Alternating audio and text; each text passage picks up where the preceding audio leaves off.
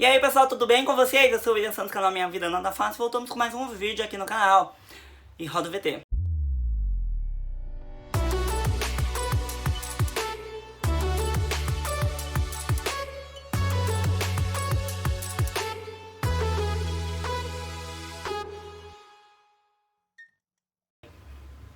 E no vídeo de hoje a gente vai falar sobre as notícias da semana aí desse governo, né? Vamos chorar um pouco? Vamos então ler aqui. Começando com a notícia do RD1, do Jornal Nacional, bombou na web após repudiar em editorial o Bolsonaro, né? O Jornal Nacional foi alçado aos Trending Topics Brasil no Twitter após a leitura de um editorial da Globo em repudiou as declarações do presidente Jair Bolsonaro sobre a jornalista Miriam Leitão. O Bolsonaro afirmou que a contratada da emissora mentiu ao dizer que foi torturado e abusado durante a ditadura militar. Aí a gente já começa, né, com essa bosta aí. Ele já falou da Dilma, já falou de N outros jornalistas e pessoas, né, que foram torturadas na época da ditadura militar, dizendo que essas pessoas mentiram e que a ditadura militar não torturou, não matou ninguém.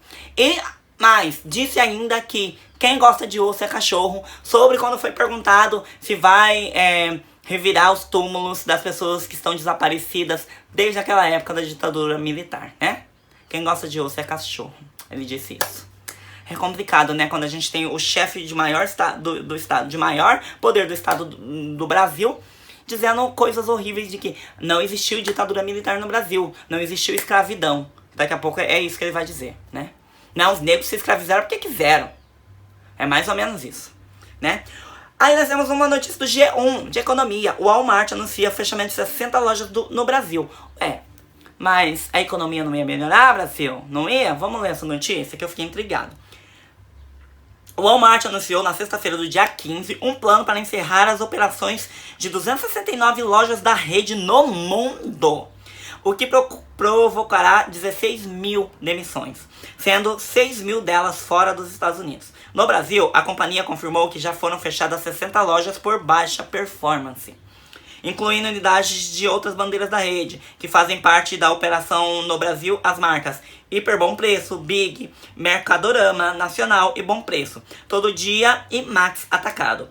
Segundo a rede de supermercados, essas 60 unidades que fecharam as portas representam 5% das vendas do grupo no país.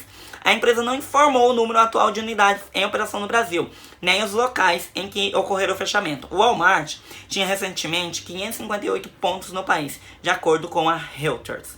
O Walmart informou ter feito uma revisão completa de suas quase 11.600 lojas pelo mundo, de forma a garantir o alinhamento dos ativos à sua estratégia. O movimento ocorre 3 meses após o presidente executivo Doug McMillon sinalizar a investidores que estava planejando rever operações globais da varejista e fecharia lojas que precisavam ser fechadas. Fechar lojas nunca é uma decisão fácil, mas é necessário para manter a empresa forte posicionada para o futuro. Disse em comunicado o Macmillan, acrescentando que o grupo mantém o plano de abrir mais de 300 lojas em todo o mundo no próximo ano. O Brasil foi uma das principais apostas das gigantes do comércio varejista nos últimos anos, mas a recente crise econômica provocou uma queda de cerca de 5% das vendas do Walmart no país, destaca a agência F. A companhia garantiu que realocou a maior parte dos empregados das lojas brasileiras fechadas para as outras unidades do grupo. Realocou, será? Quantas mil pessoas? Esse é o caso. O Walmart também anunciou o plano de abertura de 405 novas lojas no mundo todo em seu próximo exercício fiscal, com foco nas lojas de departamento e nas regiões suburbanas. Pois é, a economia não estava melhorando, era só o Bolsonaro entrar que tudo melhoraria.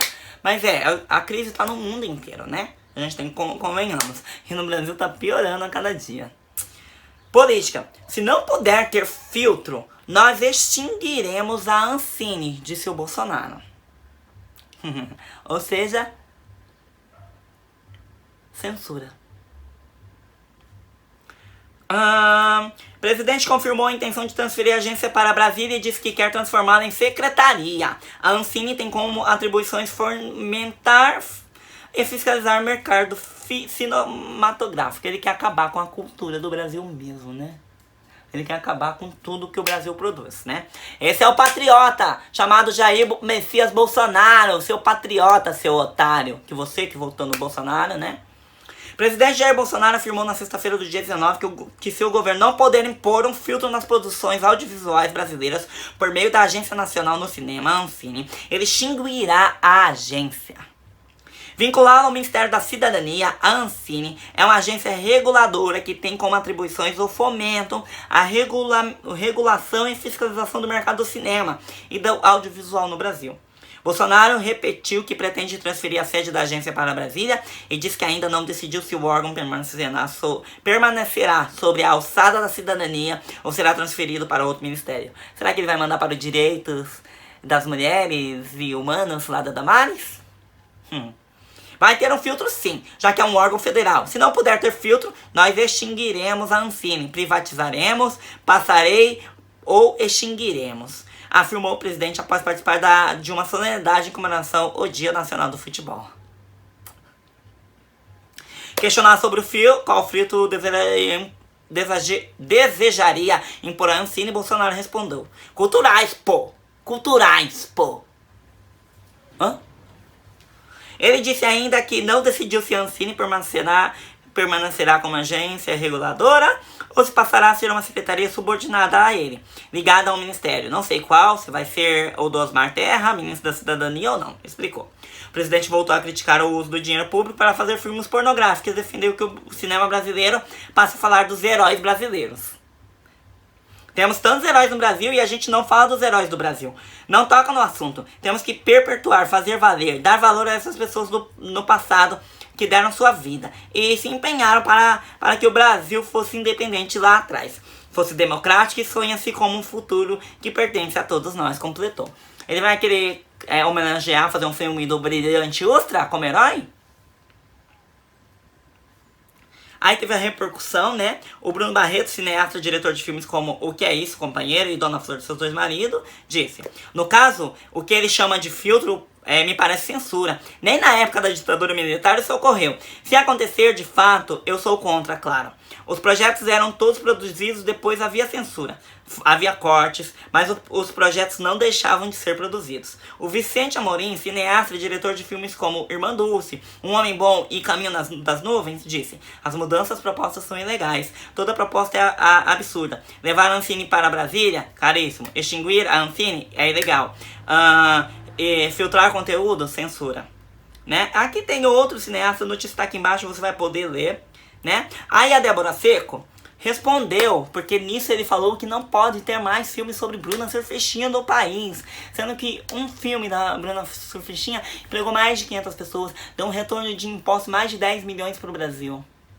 Complicado, né? Débora Seco responde à declaração de Bolsonaro: fiquei triste e chocada. A atriz Débora Seco, protagonista de Bruna Surfistinha, respondeu à declaração do presidente Jair Bolsonaro de que não pode admitir com que dinheiro público se façam filmes como esse. Ao basear a decisão de transferir o Conselho Superior de Cinema para a Casa Civil, em áudio enviado para sua assessora de imprensa, a atriz comentou a frase: fiquei muito triste e um pouco chocada do filme ter sido colocado nesse lugar. Temos que falar sobre tudo para quê? Através da arte, possamos debater sobre a realidade. Não podemos nos calar vendo tudo isso, afirmou ela. A história retrata uma história real, não só da Bruna, mas de outras mulheres que se encontram nessa situação. Queria muito que nenhuma mulher tivesse que se vender para sobreviver. Mas essa não é a realidade do nosso país, completou a atriz. Lançado em 2011, o filme Bruna Surfistinha teve um orçamento de 4 milhões e usou recursos captados pela lei do audiovisual, sendo a maior bilheteria daquele ano, visto por mais de 2 milhões de pessoas nos cinemas. Ai, meu pai amado. Parece que cada ano que a gente vai, a gente tá retrocedendo. A cada mês que passa, a gente retrocede 5, 6 anos, né? 10, 15, 30 anos. Ai, gente, não. Aí, numa conversa com jornalistas, ele me diz, né, que dentre os governadores de Paraíba, o pior é o do Maranhão, disse o Bolsonaro. Ele tirou o nome Nordeste ali e colocou tudo que é tudo do Vale do Paraíba ali, né, tudo da Paraíba. E o Maranhão é como se fosse uma cidadezinha do Paraíba. Eu acho horrível, né? Vamos ler a notícia aqui. Na manhã do dia 19, aparentemente sem saber que estava sendo gravado, o presidente Bolsonaro compartilhou com o ministro da Casa Civil, Onyx Lorenzoni, o Caixa 2, comentários críticos envolvendo o Nordeste na parte compreensível do áudio para dizer: dentre os governadores de Paraíba, o pior é o do Maranhão, não tem que ter nada com esse cara. Aí ele já começa a ser ilegítimo, né? Até porque eu achava que o presidente tinha que ser democrático ali, mesmo que o governador seja contra o presidente, né? O restante da fala não é claro, mas é possível ouvir ainda Bolsonaro se referindo a alguém como aquele picareta lá. A fala repercutiu negativamente entre governadores nordestinos que publicaram uma carta falando em indignação, né? Aí depois eu vou ler essa carta aqui. Uma interpretação possível para o trecho gravado é que Bolsonaro tenha usado o termo Paraíba para se referir pejorativamente aos nordestinos, prática recorrente em algumas regiões do Sudeste. As declarações foram feitas nos minutos iniciais do café da manhã com jornalistas de veículos estrangeiros, nesse mesmo que ele falou contra a Miriam Leitão. Promovidos pelo Planalto, antes de o porta-voz da República, Otávio Rego Barros, dar início oficial ao evento. Foi durante o café da manhã que Bolsonaro classificou de mentira a fome do Brasil e depois acabou recuando. Tem essa notícia aqui que eu vou ler. Procurado pela reportagem, a assessoria do Planalto informou que não comentaria o caso. Aí os governadores reagiram, né? Pelo Twitter, o governador do Maranhão, Flávio Dino, que é do PCdoB, disse que a orientação de não ter nada com esse cara é ilegal. Né? Independentemente de suas opiniões pessoais, o presidente da República não pode determinar perseguição contra um ente da federação, seja o Maranhão, a Paraíba ou qualquer outro estado, afirmou ele, né? Ele também disse que continuará se relacionando com o governo federal. Como conhece a Constituição e as leis do Brasil, que parece que o presidente não conhece, né? Irei continuar a dialogar respeitosamente com as autoridades do governo federal e a colaborar administrativamente no que for possível. Eu respeito os princípios da legalidade e impessoalidade, artigo 37 da Constituição. O governador da Paraíba, João Azevedo Lins, do PSB, também reagiu à declaração e afirmou que a Paraíba e seu povo, assim como o Maranhão e os demais estados brasileiros, existem e precisam de atenção do governo federal. A respeito ao que o João disse. A respeito das declarações do presidente Jair Bolsonaro, quero dizer que condenamos toda e qualquer postura que venha ferir os princípios básicos da unidade federativa e as relações institucionais deles decorrentes. A Paraíba e seu povo, assim como o Maranhão e os demais estados brasileiros, existem e precisam da atenção do governo federal, independente das diferenças políticas existentes. Aí vem a carta dos governadores, né, do Nordeste.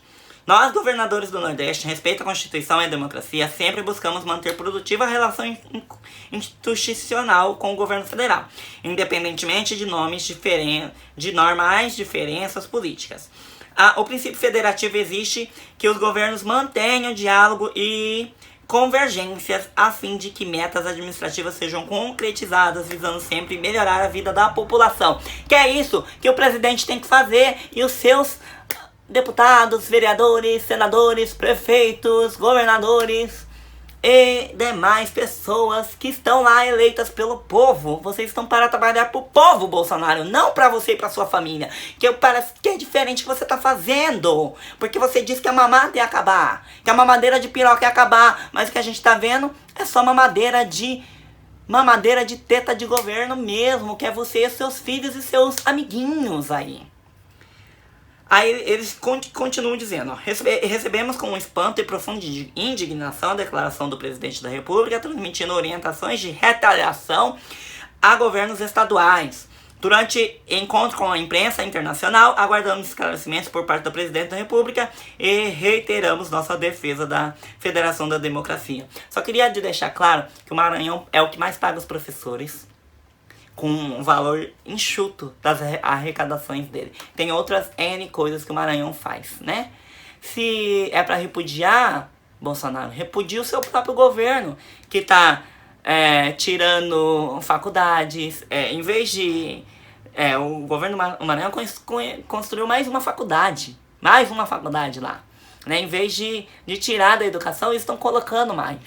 estão trabalhando pelo povo, né? Que é uma coisa que você e sua família e quem tá do seu lado não fazem, tá bom? Então é isso, tá bom. Vamos para uma próxima notícia aqui. Bolsonaro diz que multa de 40% do FGTS inite a criação de empregos. Tá bom. Tá bom, tá bom. Governo quer estimular por novo modelo de saque anual do FGTS. Na demissão, o trabalhador ficaria só com a multa de 40%, medida preservaria recursos para a construção. A equipe econômica deve definir no início da próxima semana limites de saques de contas do FGTS de forma a tornar atrativa a migração dos atuais correntistas para um novo modelo que prevê saques anuais. De acordo com a análise de assessorias do Ministério da Economia, Paulo Guedes, quem migrar não poderá mais sacar a integralidade do fundo se for demitido. Nesse caso, só carregará os 40% referentes à multa rescisória. Nossa, isso eu não tava sabendo. Mas o meu lá, os meus dinheiro que eu tenho lá do outro emprego, eu vou sacar e ok, né? Porque eu não vou sacar desse novo emprego, mas nunca. Depois de um prazo que ainda está em avaliação, o correntista poderia optar em retornar para o modelo antigo.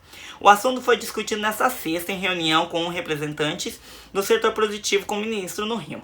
Os empresários queriam saber se haveria alguma mudança na forma como recolhem a parcela sobre a folha de pagamento de seus funcionários para as contas do FGTS. Guedes disse que não haverá modificação, mesmo no novo sistema de saques. Diz que todos os direitos dos trabalhadores estarão preservados, incluindo a multa rescisória na demissão sem justa causa. Aí na sexta-feira o Jair criticou o pagamento da multa de 40%, que incide sobre o valor do saldo da rescisão do trabalhador. Em um evento, né, com a comunidade evangélica em Brasília, sempre a comunidade evangélica, né? Quando lhe foi perguntado se a equipe econômica quer acabar com a multa, o presidente não foi claro na resposta. Vai cair a multa? Questionaram. O jornalista, né? Está sendo estudado, desconhece qualquer trabalho nesse sentido. O presidente disse que a multa foi criada para desestimular demissões no governo FHC, mas acabou prejudicando as contratações. Na verdade, a alíquota de 40% foi imposta pela Constituição de 88. No que foi criado no governo tucano, foi um adicional de 10% para dar ao FGTS Caixa para quitar expurgos de planos econômicos. As empresas, portanto, pagam 50% de multa nas demissões, mas só ficam 40% com o trabalhador. O pessoal não emprega mais por causa da multa. É quase impossível ser patrão no Brasil. Um dia o país vai ter que decidir se quer menos direitos e mais empregos ou todos os direitos e desemprego. Vindo de um presidente que não entende nada de economia e que só governa para pessoas ricas, é razoável o que ele disse, né? Porque todos os empresários adorariam tirar tudo isso e pagar R$1.500 para você e ainda falar que tá pagando a mais.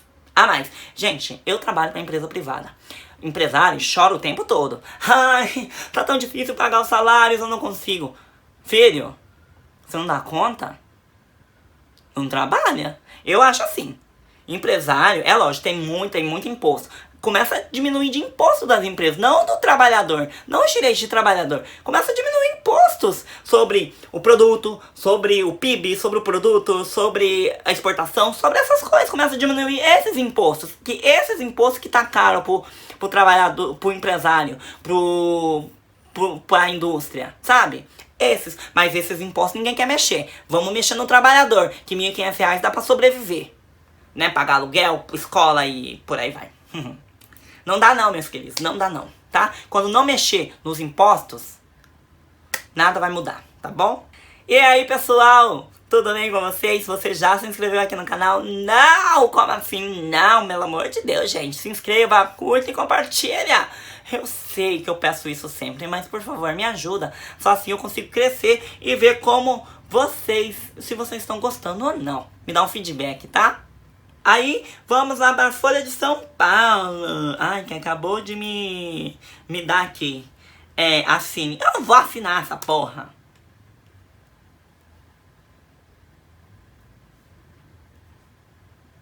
Gente, que saco. Eu não quero assinar. Ai, que ódio.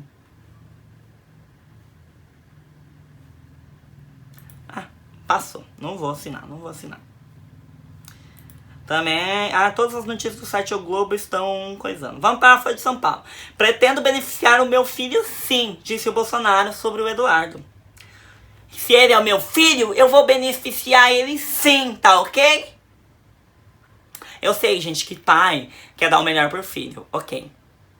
Mas não, se a sua empresa é sua, né, ok? Você dá o cargo de presidente pro seu filho, você dá o cargo de gerente, você dá o cargo que você for. Agora, o presidente do Brasil, né, um cargo público, um cargo político, querer beneficiar o filhinho, o mamador o piroca pequena, ai, pelo amor de Deus, gente. O presidente Jair Bolsonaro rebateu na noite da quinta-feira, do dia 18, as críticas de eleitores à indicação de seu filho a deputado federal, o Eduardo Bolsonaro, para o cargo de embaixador dos Estados Unidos. Em transmissão ao vivo nas redes sociais, ele disse que pretende beneficiar seu filho. Não pode fazer nada e se as pessoas deixarem de votar nele pela indicação. Lógico que é meu filho. Pretendo beneficiar um filho meu? Sim, pretendo, está certo. Se eu puder dar um filé mignon ao meu filho, eu dou. Mas não tem nada a ver com filé mignon essa história aí. É aprofundar um relacionamento com um país que é a maior potência econômica e militar do mundo. Sabemos que o Eduardo disse que fritou hambúrguer nos Estados Unidos, mas é mentira. E que ele sabe falar fluentemente? Não, ele não sabe falar fluentemente. Aí parece eu tentando ler os nomes em inglês aqui quando eu leio as músicas, analisando as músicas. Bolsonaro disse ainda que não entende o que chamou de crítica pela crítica. Por que não considera que o deputado federal será premiado caso aprovado para o posto diplomático? Pretendo encaminhá-lo sim. Quem diz que não vai votar mais em mim, paciência, ressaltou. Em algumas coisas vou desagradar a vocês, acrescentou. Vai tomar no teu cu. O presidente afirmou que seu filho é preparado para a função e que se fosse uma pessoa sem princípios, indicaria Eduardo para um ministério com um grande orçamento. Eu vou defender meu filho. O cara é fritador de hambúrguer. Além de fritar hambúrguer, ele entregou pizza também. Pode colocar aí na matéria, ressaltou. Olha o tipo de pessoa que fica feliz com isso, né? Gente, é anos e mais anos para a pessoa se qualificar. Tem que conhecer relações interiores, relações internacionais. Tem que entender de política internacional. O cara entende de arma, velho. Arma. E quer ir pra embaixada americana. Quer cuidar da embaixada dos Estados Unidos, em Washington. Mais cedo, em cerimônia no Palácio Planalto, Bolsonaro deu a garantia da aprovação do parlamentar pela Comissão de Relações Exteriores do Senado. Em defesa do filho, ele citou que se o nome não fosse aprovado, poderia inclusive indicar o ministro de Relações Exteriores, Ernesto Araújo, para a Embaixada dos Estados Unidos e colocar Eduardo no ministério. O porta-voz da Presidência da República, general Otávio Rego Barros, afirmou na terça-feira do dia 16 que o Palácio do Itamaraty já tem pronta a minuta do documento pelo qual o governo dos Estados Unidos será consultado sobre a indicação. Que porra. Vamos para mais uma notícia. Agora uma notícia daqui do Mato Grosso, tá, gente? A UFMT de Mato Grosso, a Universidade Federal de Mato Grosso, foi em Sinop, Cuiabá e Barra dos Garças, teve energia elétrica suspensa por falta de pagamento. O governo vai liberar a verba. O campus da Universidade Federal de Mato Grosso, né, aqui em Sinop, Cuiabá, Barra do Garças, tiveram energia elétrica suspensa pela concessionária por falta de pagamento. Por volta das 11 horas. Estão atrasadas 6 contas, 4 de 2018 e 2 deste ano. As aulas foram suspensas. Procurada pelo site, a assessoria do FMT não revelou o valor da dívida com a concessionária, mas informou que deve realizar uma reunião durante essa tarde para emitir um comunicado sobre os avanços e resultados das negociações para restabelecer a energia nas unidades de ensino. Constam no relatório de gestão e prestação de contas da universidade que o valor real gasto com energia elétrica em 2018 foi na ordem de 15 milhões. Desse valor não foram computados os cálculos de execução, mais de 3,7 milhões que se referem ao somatório das faturas não pagas nos meses de outubro a dezembro de todos os campos. No ano passado, a energia elétrica foi responsável por 87% dos gastos da UFMT, seguido de água e esgoto com 12%. E serviço de telecomunicações com 1%. O Ministério da Educação, MEC, informou em nota que o ministro Abraham Weintraub, que fica dançando na chuva, pois é, adotará medidas emergenciais para a religação imediata da energia elétrica na universidade. O ministro irá ainda tomar as medidas cabíveis, tanto administrativas como judiciais, para a responsabilização dos envolvidos pela má gestão da UFMT. Disse a nota. Agora ele quer culpar os reitores. Gente, se não vai dinheiro, a culpa é de quem? É do governo federal, né, caralho? A Agência Brasil informa que, ao tomar conhecimento da situação na última quinta-feira do dia 11, o Introp chamou a reitoria Miriam Serra ao Ministério e autorizou o repasse de 4,5 milhões para que a reitora da UFMT nomeada há 3 anos, quitasse a dívida de conta de luz. Os valores herdados no governo anterior correspondem ao montante de 1,8 milhão. A liberação do limite de empenho foi realizada na sexta-feira da semana passada, com o compromisso da reitora para o pagamento imediato da referida dívida, diz a nota do MEC. Em Sinop, assim como foi suspensa a energia, acadêmicos e professores haviam acabado de operar um cachorro no hospital veterinário. Sem energia, o resfriamento necessário, remédios e produtos utilizados na unidade já estão sendo danificados. Os atendimentos já foram suspensos e os donos dos animais comunicados para os casos. A diretora da unidade médica da UFMT, Luana Ferreira Fazanello Gomes, disse que o corte de energia foi inesperado, trouxe grandes prejuízos e eles tinham cirurgias de emergência, animais que estavam internados e em monitoramento e tiveram que transferir esses animais para clínicas particulares. Foi uma correria muito grande, eles têm medicamentos que estão sendo perdidos e o maior problema que temos são as vidas em mãos dos animais, né? A UFMT tem mais de 26 mil acadêmicos nos cursos de graduações em todos os campos no Mato Grosso. Ou seja, né? A balbúrdia das universidades federais está aí através do governo, né? Porque as universidades federais estão trabalhando, mas não tem energia, não tem dinheiro para pagar porque o governo não repassa o dinheiro. É brincadeira, né? É brincadeira que o ministro da Educação, o Abraham, fica dançando na chuva e falando asneiras no Twitter. É inadmissível uma coisa dessa. Educação. Sem merenda, quando as férias escolares significam a fome no Brasil. E ontem, dia 19 do 7 de julho, agora, o Bolsonaro disse que não tem fome no Brasil. Que não existe fome no Brasil. Realmente ele desconhece a fome do próprio país dele. Há estimativas que até quase 9 milhões de crianças vivem em situações de extrema pobreza no país, segundo pais, professores, gestores e especialistas. Muitas delas têm segurança alimentar ameaçada durante o recesso escolar. O pano de prato vermelho aborda há dias a tampa do fogão e não existe expectativa de que ele seja retirado ali em breve. Não há comida para preparar no barraco em que a Alessandra, de 36 anos, mora com 5 filhos. O mais velho de 9 anos e o menor de 16 dias. As crianças em férias escolares pulam e correm agitadas, se escondem entre as vielas.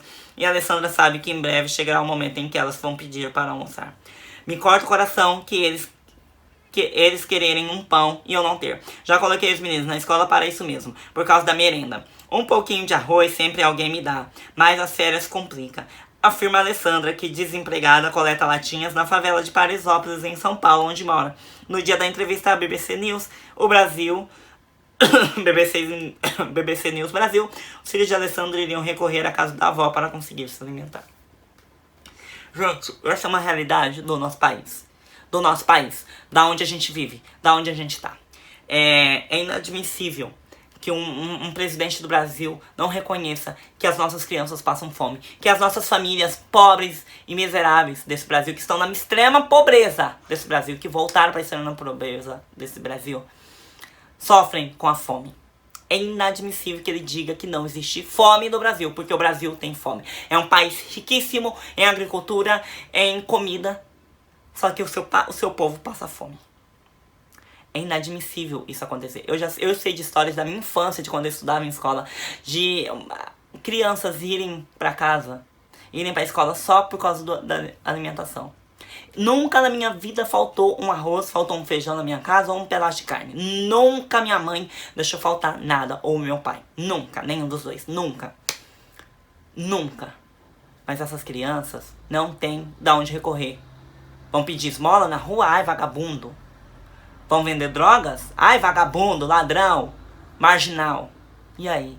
Vão recorrer aonde? A quem? Se o governo não dá assistência. A mãe desempregada recolhe latinha. E quantas outras pessoas nem latinha tem pra recolher? Tem uma mulher que roubou uma margarina e tá presa até hoje. Para alimentar o seu filho. Alimentar com uma margarina foi presa. Enquanto o militar viaja com 39 quilos de cocaína na coisa e ninguém fala mais disso. É inadmissível que as pessoas ainda agem dessa forma de que não tem fome no Brasil. Hoje eu assisti um vídeo repugnante de uma blogueira rindo de uma senhora que pede um dinheiro pra ela. Ela vira, tá filmando, né? Ela começa a filmar, ela... Ai, amigo, não sei o que. Aí, oi, senhora. E aponta a câmera pra senhora. Não tenho. E volta. Aí o amigo dela que tá junto. Se você tiver troco pra 100 reais, senhora. E ela, é verdade, se você tiver troco pra 100 reais. Fila de uma puta. Uma situação dessa. Uma situação ridícula. Eu assisti os stories delas. Ela falou, pediu desculpas. Eu vou falar mais sobre esse vídeo aqui no canal. Mas assim, filha de uma puta, uma situação dessa. Olha como que essas pessoas que têm um pouquinho a mais de poder aquisitivo riem das pessoas pobres deste país. Inadmissível. Inadmissível. Aí, nós temos uma notícia de que morador de rua foi queimado enquanto dormia em uma calçada. Né? Pra encerrar por hoje, porque eu tô cansado. Morador de rua que teve queimaduras de 3º grau nas pernas e também na virilha, a vítima contou que estava dormindo na calçada e quando acordou já estava com o corpo em chamas. A polícia está analisando imagens do local para identificar o suspeito. Para assistir o conteúdo na íntegra... Ah, tá. Aqui tem que... É do R7. Eu não vou coisar, só quis trazer essa notícia de como mataram aquele índio lá em Brasília uma vez queimado. Sabe, aquele jovem playboyzinho que hoje tá solto e vive a sua vida naturalmente, como se nada tivesse acontecido. As pessoas estão fazendo isso. Eu vi um vídeo de um homem engravatado que passa sobre um jovem que dorme na rua, chutando a pessoa que tá dormindo na rua no frio, desgraçados. Ou aquele vídeo daquela moça empoderada, aquela influencer empoderada, né, que eu não sei o nome dela, que taca água na mulher que tá dormindo em frente ao prédio dela, gente. Em frente ao prédio dela. A desgraçada, um tipo de pessoa dessa é desgraçado. Faz uma coisa dessa, a pessoa tá dormindo, é o único lugar que tem a rua, é o frio. Ela cata água e taca água na pessoa e começa a tacar as coisas da pessoa, sabe? Seu lixo, sou infeliz. Se eu achar esse vídeo eu vou colocar aqui também. Inadmissível o que tá acontecendo de valores dessas pessoas. O que tá acontecendo com vocês, gente? O que passa na cabeça de alguém? Ou daquele cara que roubou o balão de uma senhora no sinal e arrastou a senhora até com uma BMW, o desgraçado. Até não sei na onde. Acabou com a cara da mulher. Nossa, a senhora toda cheia de hematomas, quebrou, horrível. É inadmissível. Ah, eu queria fazer uma brincadeira. O cara foi solto. Foi solto. Esses tipos de pessoas, porque tem um poder aquisitivo maior do que os outros, são soltas na sociedade. São criminosos, um tipo de gente dessa, gente. Não tem condições. Não tem. Vou encerrar por aqui, porque eu quero voltar sobre esse vídeo dessa influencer e desses outros casos. Um vídeo só falando sobre isso. E eu vou tentar formular um vídeo. Vai ser um vídeo. Se você gostou desse vídeo, se inscreva aqui no canal, curta e compartilha. Se você não gostou e odiou, compartilha também, dá dislike aqui pra essas notícias, tá? Não pra mim, tá bom? Porque eu sou uma pessoa legal, eu sou. Não deixe de me seguir nas outras redes sociais, aqui ó, no Instagram, no Twitter, no Facebook. Compartilhar com seus amigos, deixa aí um comentário sobre as notícias, o que você acha. Os valores humanos, pessoais da gente estão mudados pra você? Comente aí, né? Vamos debater sobre isso. Um beijo e até a próxima. Tchau!